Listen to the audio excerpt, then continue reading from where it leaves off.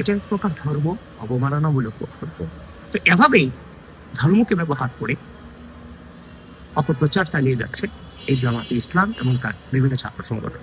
আমি প্রতিদিন সকালে বাসা থেকে এক্সারসাইজ করবার জন্য বের হই, বাসার পাশে একটা পার্ক আছে ওটাতে। তো ম্যাডাম যখন অসুস্থ ছিলেন তখনকার একটা ঘটনা আমি স্মৃতিচারণ করতে চাই আপনাদের সাথে।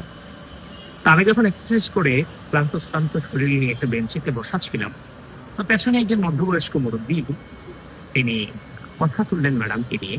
ম্যাডামের অসুস্থতা নিয়ে তিনি আফসোস করলেন, দোয়া করলেন, প্রশংসাও করলেন। পরক্ষণে তিনি তারেক রহমানের চ্যাপ্টারে ঢুকলেন। কিভাবে যে আমার সন্তানের জন্য এত কিছু করেছেন, মা অসুস্থ অবস্থায় আছে, সন্তান আসছে না, এটা কি তারেক সাহেবের উচিত হচ্ছে না? এটা তো উচিত হচ্ছে না। হয়তো তারেক সাহেব আসবে না, নির্বাচনও তিনি আসবে না। পরক্ষণে ঢুকলেন তিনি পার্টির আলোচনায় যে 5 আগস্টের পূর্বে নাকি তার এই পার্টির প্রতিশ্রুতি দিচ্ছে। 5 আগস্টের পরে নাকি পার্টিটা কেমন হয়ে গেছে। কেমন হয়ে গেছে? পার্টিটা তো ইসলামকে ধারণ করে না, ইসলাম টোন করে না, সুতরাং দাঁড়িপাল্লা হয়তো বা ভালো কিছু করবে। এভাবেই তিনি দাঁড়িপাল্লার একটা প্রচারণা চালালেন। সেদিন তো আর ধরতে পারিনি, পরবর্তীতে আইডেন্টিফাই করতে পারি যে উনি হচ্ছে এই এলাকারই জামায়াতের নেতৃস্থানীয়। তো আপনার একদিকে আপনার ম্যাডামের প্রশংসা করছে, অন্যদিকে তারেক রহমানকে প্রশ্নবিদ্ধ করার অপচেষ্টা চলেছে, অন্যদিকে ইসলামকে এক প্রকার নিজেদের সম্পত্তি বানিয়ে অন্যজন ইসলাম থেকে খারিজ করছে। এভাবেই শুধু পার্কে না, প্রতিটি জায়গায় তারা এই লেভেলের অপপ্রচার চালিয়ে যাচ্ছে। বাসা বাড়ি থেকে শুরু করে রিক্সা চালক থেকে শুরু করে সিএনজি চালক থেকে শুরু করে সব জায়গায় এই অপপ্রচার তীব্রতায় কাজ করছে। ঠিক একইভাবে আমরা দুদিন আগে দেখতে পেলাম একজন প্রার্থী বলছে বিড়িতে শোক টান দিয়ে দাঁড়িপাল্লার জন্য ধরতে হয়তো আল্লাহ তাকে জান্নাত দিয়ে দিতে পারে, তাকে মাফ করে দিতে পারে। এটা এক প্রকার ধর্ম অবমাননামূলক বক্তব্য।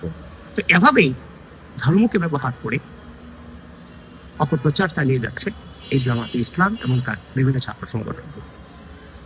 প্রিয় বন্ধুগণ, ঠিক অপর দিকে বাংলাদেশ জাতীয়তাবাদী দল বিএনপি, তারা তাদের রাষ্ট্র ক্ষমতায় যদি তারা আসে, যদি দায়িত্ব পায়, রাষ্ট্রটাকে কিভাবে বিনির্মাণ করবে, কোন পলিসির আলোকে রাষ্ট্রকে পরিচালনা করবে, একের পর এক তারা পলিসিগুলো উপস্থাপনা করে যাচ্ছে, রিসার্চ করে যাচ্ছে।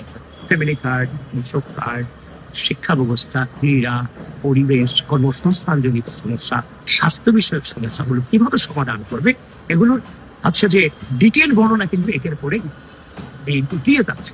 আমরা দেখতে পাচ্ছি জামাত ইসলাম সহ তার বিভিন্ন ছাত্র সংগঠন কর্তৃক এই পলিসিগুলোকে মকারি করা হচ্ছে, তামাশা করা হচ্ছে। ফ্যামিলি কার্ড নিয়ে তামাশা করা হচ্ছে, তারপর হচ্ছে যে কৃষক কার্ড নিয়ে তামাশা করা হচ্ছে। মানে হচ্ছে যে আপনি যদি রাষ্ট্র ক্ষমতায় আসেন, রাষ্ট্রটাকে আপনি কিভাবে চালাবেন, আপনি পলিসি দেন।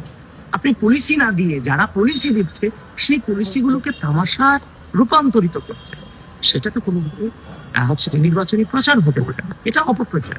তাহলে আপনার কাছে কোনো পলিসি নেই, আপনি রাষ্ট্রকে কিভাবে চালাবেন? আপনার উচিত যে পলিসিগুলো বিএনপি নিয়েছে, এই যে ফ্যামিলি কার্ড, লক্ষ লক্ষ মানুষ না খেয়ে দিনাতিপাত করে, তো সেই জায়গাতে রাষ্ট্রের পক্ষ থেকে যে একটা খাদ্যের অধিকারের উদ্যোগ নেওয়া হয়েছে সেটাকে স্বাগত জানানো উচিত, যদি পজিটিভ মাইন্ড আপনাদের থাকে যে হ্যাঁ আপনারাও যদি কোনোভাবে ক্ষমতায় আসতে পারেন তাহলে আপনারাও আপনাদের জায়গা থেকে এই পলিসিগুলোকে আপনারা ত্বরান্বিত করবেন। এটাই তো সুস্থ রাজনৈতিক চর্চা হওয়ার কথা। সেখানে আপনারা শুধু অপপ্রচার করতে পারছেন।